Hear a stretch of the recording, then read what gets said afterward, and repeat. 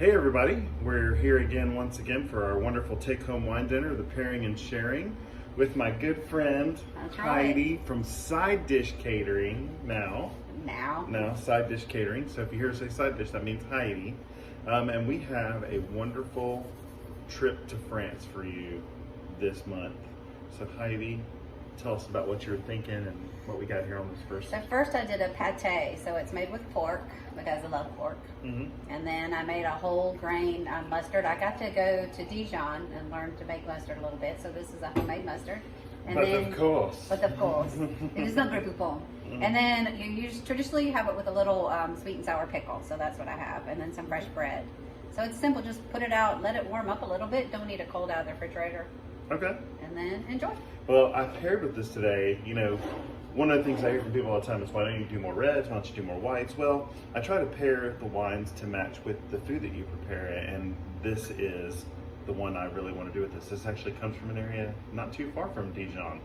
Ooh la la. This is from Beaujolais, actually. It is the same grape as Beaujolais, but it's not Beaujolais. It's a Gamay Noir, which means instead of being made like Beaujolais, it's made more in a Pinot Noir type process. Less carbonic maceration. You don't need to know all the technical stuff, but it maintains the nice fruity, fresh quality of the wine. I'm making you a crouton there. Mm-hmm. Alrighty. Mm-hmm. Let's do this. Right.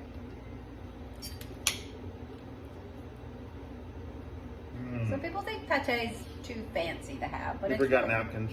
Oh, sorry. Here, use my shirt. People think pate's too fancy to have, but it's really not, and it's a way that preserves meat. So That's fantastic. I love pate. I think it's great, and this red wine with just soft tannins, a little bit of acidity, perfect for something that's just savory as this.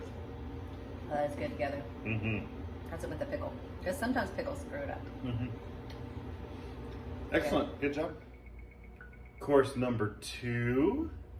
So what do we got here for the food? So we have a roasted chicken, which is one of my favorite French things, and this is Julia Child's recipe. So I take butter and herbs and lemon and put under the skin. And then slow roast it, and on top of the carrots and potatoes and mushrooms, and then add the peas at the end. So this is one of my favorite simple meals. That looks beautiful. I paired with this nice chicken. Don't want to overwhelm its flavors and the texture and the herbs. So I went with a Chardonnay with this. This is the Marquis de Pinatier Chardonnay. I love any French Chardonnay. Yes, exactly. And this is actually a little higher altitude where this vineyard is. And I think Chardonnay, when it has cool nights and warm days, that's when it really flourishes. And I think you'll see that. Is that a disco song? Yes, I think.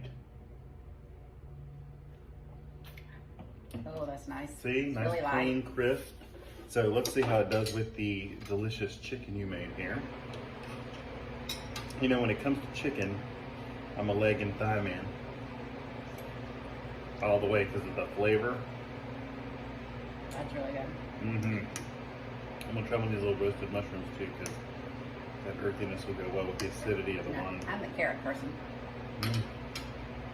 Mm-hmm.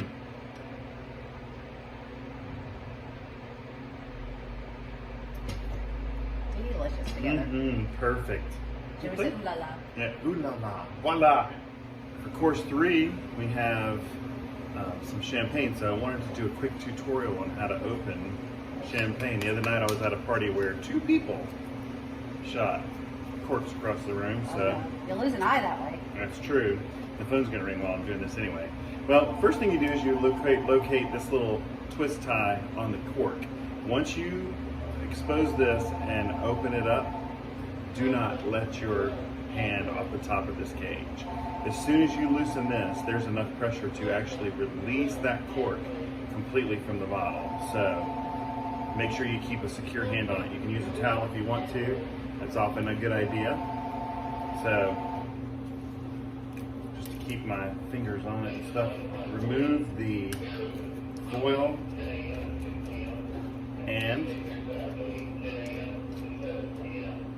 you can remove the cage if you want, or you can leave it on. I prefer to leave it on. And then I cover the cork. I turn the bottle to a 45-degree angle. Oh, but not at me. I'm not shooting at you. I got it covered. Okay. 45-degree angle. And you twist the bottle away from the cork. Ooh. That also allows the air to exchange in a smooth way so you don't cause all that foam and waste all that delicious champagne.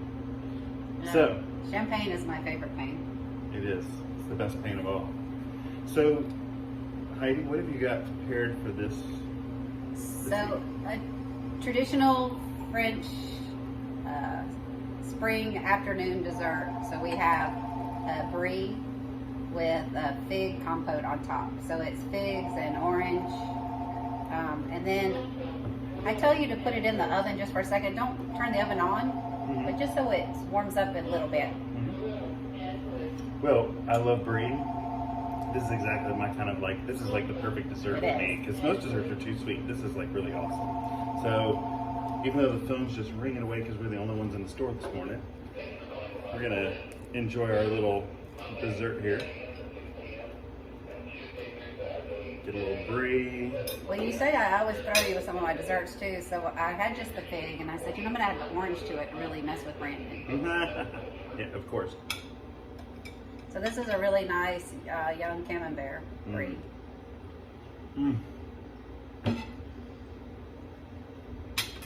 I love cheese. It's my downfall. I thought I was your downfall. That too. Every time I try to go on a diet, you bring me stuff like this, and look at me. That is my job. Well, thanks so much. We hope everybody enjoys tonight, and we will see you again next month. That's right. All right?